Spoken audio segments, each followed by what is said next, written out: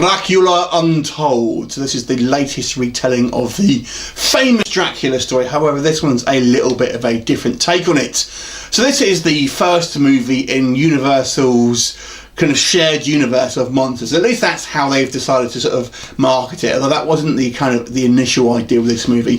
Basically, this movie really focuses on the origins of Dracula, and we're sort of told that basically we have Vlad the Impaler, who you may or may not know is a genuine historical character who Bram Stoker based the Dracula the vampire Dracula off. And we're sort of told basically that the Dracula is a kind of a vicious ruler of his kingdom of Transylvania, and basically rules with some brutal ferocity, but he keeps his sort of countrymen safe. However, the invading Turks threaten his land, so he has no choice but to turn to a dark power and get kind of vampiric powers to defend his land. And we see that there's obviously a price to pay for this, and he has to make some choices throughout the movie that will obviously will affect his kind of future and the future of his beloved people and family.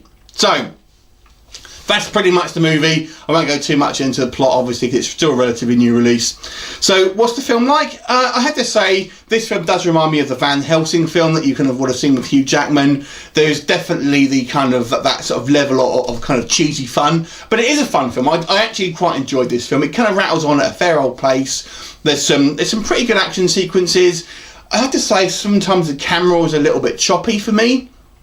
It kind of pulls away from kind of some of the stuff you want to see. There are, if you've seen the trailers, obviously there's some big action sequences with visual effects where Dracula controls all these bats and stuff like that. So there are some sort of good set pieces as well.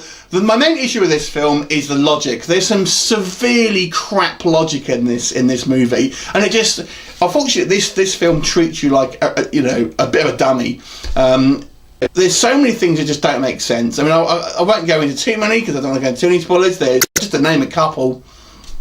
There's a kind of a fairly major character who falls off like the equivalent of a 150-foot cliff onto a rocky surface and manages to be completely whole at the bottom of it, and even still alive.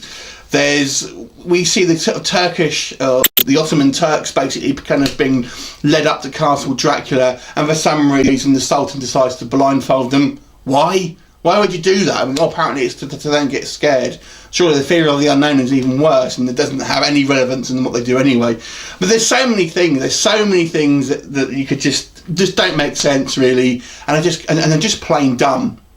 The other issue I have with this film is with the kind of the mythology itself. Now, I'm actually quite not exactly a fan, I would say, but I have an interest in Vlad Tepes, or Vlad the Impaler, and I've actually read this quite in-depth book, Romanian studies book, basically, the life and times of the historical Dracula, and this film is kind of based somewhat on the kind of historical facts, but obviously it deviates quite a lot, I should probably imagine.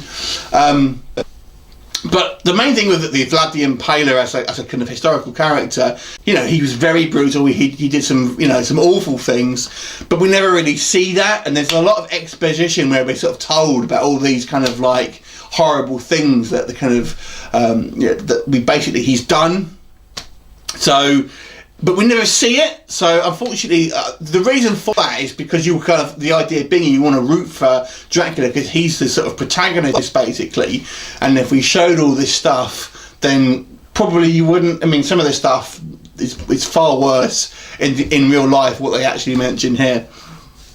And you simply wouldn't root for him if that was the case. But that is, if you're talking about Vlad the Impaler, then that's who he is.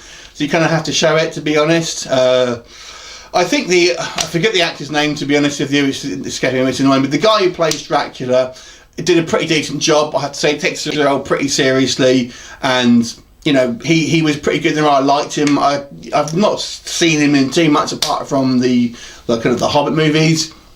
But I think he did a pretty good role. I'd like to see more of him as the kind of the Dracula character. There's some peripheral characters who I think would have benefited from a little bit more sort of characterisation as well.